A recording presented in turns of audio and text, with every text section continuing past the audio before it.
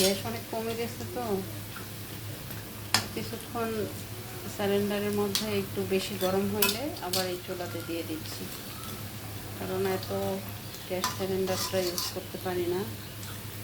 লাইনের গ্যাসটাই একটু করতেছি, আবার যখন এটাতে বেশি তেল ঠান্ডা হয়ে যায় তখন আবার ওটাতে দিয়ে দিচ্ছি। এখন একদম ঠান্ডা হয়ে যাচ্ছে আবার তেলটা। দেখি পেঁয়াজটা উঠায় আবার ওই পাশে দিয়ে দিব। হয়ে গেছে আলহামদুলিল্লাহ পেঁয়াজও, এখন তুলে ফেলবো। এখন করবো ফুলকপি।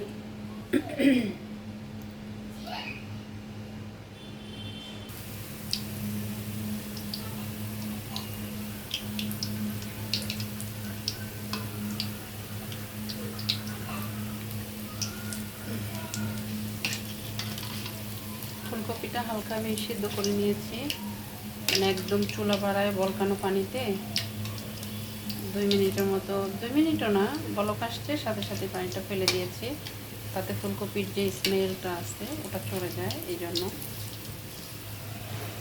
কারণ ওটা যদি থেকে যায় তাহলে ভাজার পরে ওইটা খেতে ভালো লাগে না।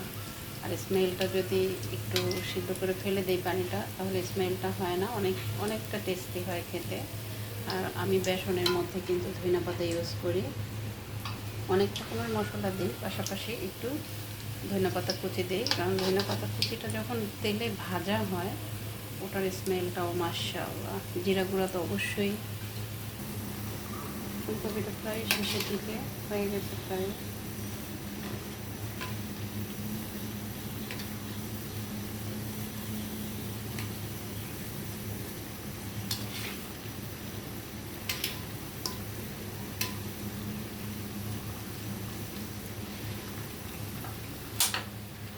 তেলটা গরম হয়ে গেছে, এখন এটাকে দিয়ে দিব।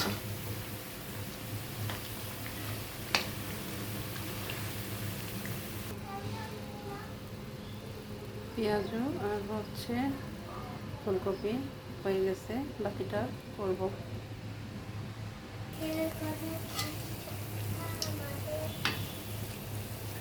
আবার একদম ঠান্ডা হয়ে গেছে, তেল ওই পাশে দিতে হবে।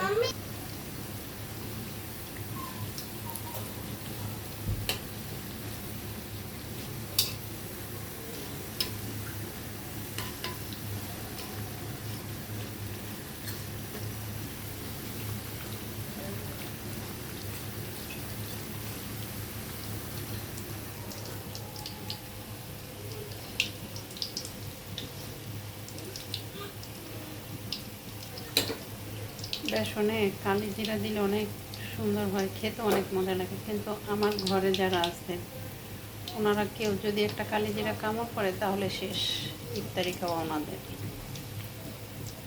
বাবার বাড়িতে দিত, তখন মজা পাইতাম, বাট এখন আর দেওয়া হয় না।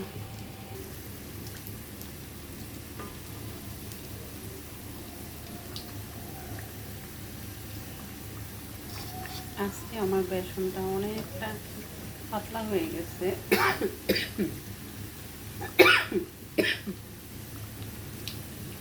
কালকেরগুলো অনেক সুন্দর হয়েছে, একটু ছড়ায় নেই, বাট আজকেরটা অনেক ছড়ানো হয়ে গেছে একটু বেসন পাতলা হওয়ার কারণে। কালকে সবাই বলতেছিল বেসন ভারী হয়ে গেছে, মোটা হয়ে গেছে, এই জন্য আজকে আবার বেশি পাতলা হয়ে গেছে। মিডল ছিল, ঠিক ছিল। আলহামদুলিল্লাহ হয়ে গেছে আমার ভাজা করা সব।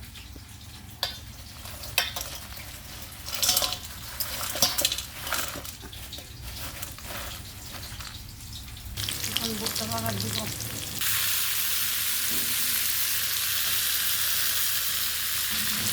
জিরার গুঁড়ো দিয়ে দিলাম, একটু পরে ধনেপাতা দিব, নামাই ফেলবো।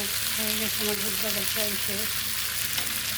সব মশলা আমি সুজির মধ্যে দিয়ে দিই, বাজারের মধ্যে আমি কাটা কোনো মশলা ইউজ করি না, শুধু জিরার গুঁড়ো আর ধনেপাতাটা আর পেঁয়াজ ভাজা।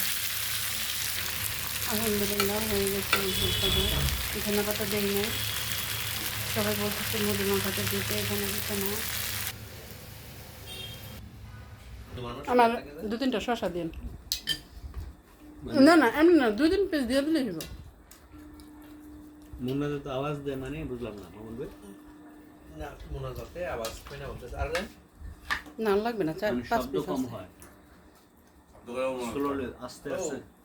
আল্লাহ আল্লাহ মামিন করিয়া হুজুর টুজুর মনে মনে করে মাছ দিয়ে কিছু বুঝতে পারে না, মনে মনে করে কোনটা শ্রাবণে কয়টা? যেটা ইয়ে তার বড় ছোট।